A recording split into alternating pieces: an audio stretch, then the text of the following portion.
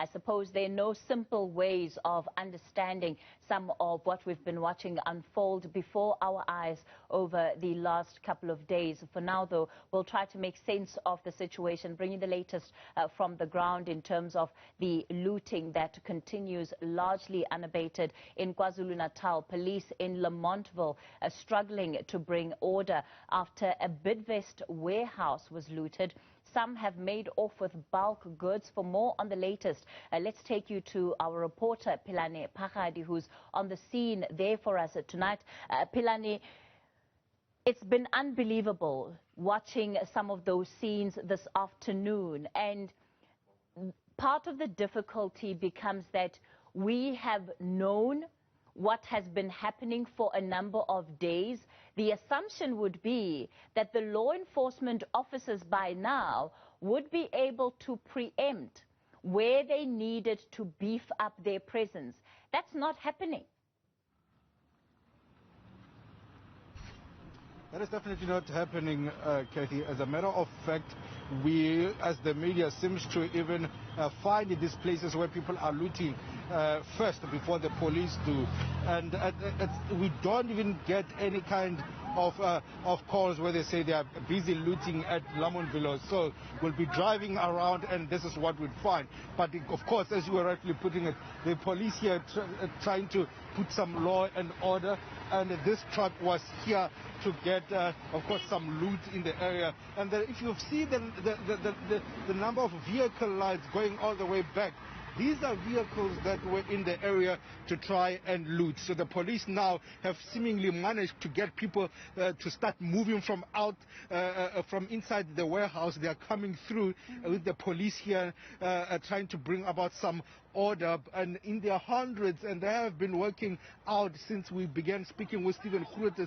They have been working out in their numbers, while some of them were relentless and did not even want to move from their loot. So the police currently searching all the vehicles that are leaving here. It's quite a traffic. Reminds me of the N1 traffic all the way to Polokwane during the Easter. So this is quite a traffic, quite a number of vehicles that are coming through, and some of them seemingly with the loot that they may have successfully been able to load, Kathy, and the police currently checking if there's any loot before they let people go. Pelane, let's talk a little bit about this area. What do we know about Lamontville? What do we know about some of these people that today have come out in their hundreds, by the looks of it, to be part of those that are able to get whatever they can from these warehouses? Let's take it from the people of whom we've been talking to. They were telling us that it so seems that poverty is the reason why they are here in the first place trying to loot. Nobody had invited them to come and loot the warehouse.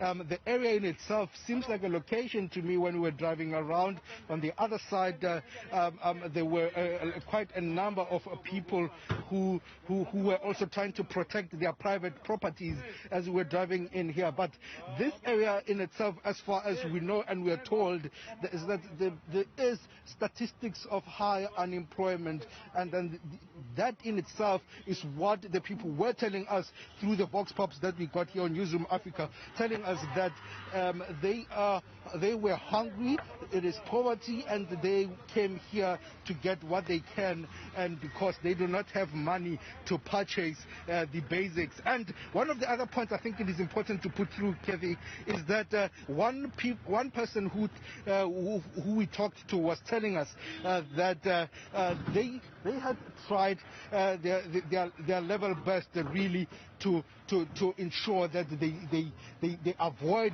looting, but they found themselves in this area simply because there are no shops anywhere to buy anything.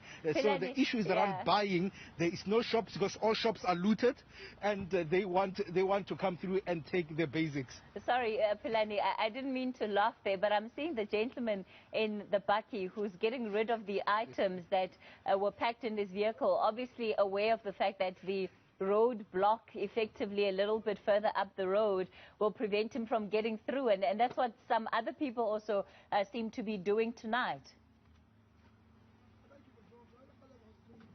Definitely, and they were still in here despite the fact that the police have been here for more than an hour trying to ask people to disperse and go back to their homes. And unfortunately, as you see, the police have been able to stop them from leaving with the loot that they have here. So they are trying to get rid of all the things that they've loaded to try and as well to get through the roadblock, because the police there are not letting anyone go if they have things that they cannot account for in the vehicle. So in itself, it gives you, of course, that sense that the people were still hopeful that the police will just come, shoot rubber bullets and tell them to leave, and whoever who lives with vehicles, they can live with whatever that they may have loaded already. But in this instance, the police currently are here, and we haven't seen any side of the SNDF in full might. We've seen a helicopter a little bit earlier on, but that's about what we saw here to try and bring about law and order. But yes, quite a number of police vehicles, about 4 police nyalas that we've seen and 2 soft tops that we've seen. So in that regard, yes, but anyhow, Kathy, as a wrap up from this side, this is the loot that remains outside. People have packed and we're waiting for transportation to leave with all these packs that you see in front of your eyes currently. So they were packed and just waiting for transportation. People have been looting relentlessly since the beginning of the morning, and they were able to steal from inside the Bidvest logistics and come here while they pack here and wait for their transport. Many have been successful, and the late ones who came after 3 o'clock seemingly now forced to leave all this packs that they were waiting transport for here.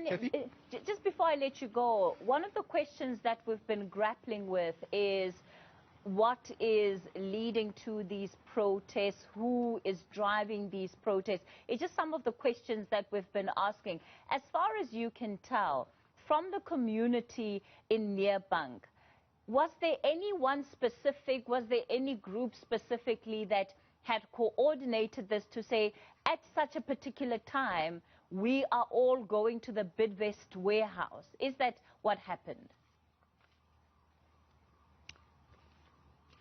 Well, that question nobody seems to be interested to answer, Kathy. We were talking to 2 elderly women a little bit earlier on with SG, and they were telling me that they were passing by. They saw the logistic warehouse already forced open and people looting, and then they also began to take what they thought they may get away with. So in this regard, that question as to who really may have been coordinating, if there is a coordinator, it's still a mystery at this kind of stage. But we do know that from the State Security Minister that there are already 12 people that are said to be suspects. They are working on it, and among the reasons was that it seems like the loot were coordinated.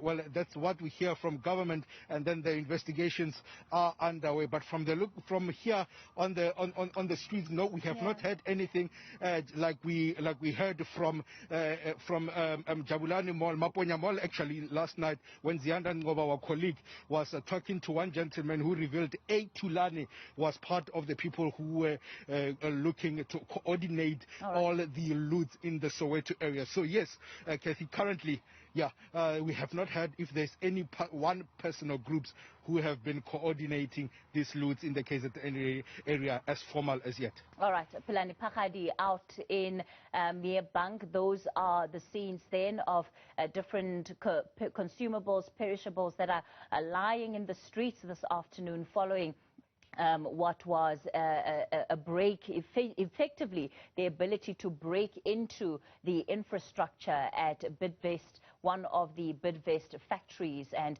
people then coming in and taking some of what was in that particular warehouse.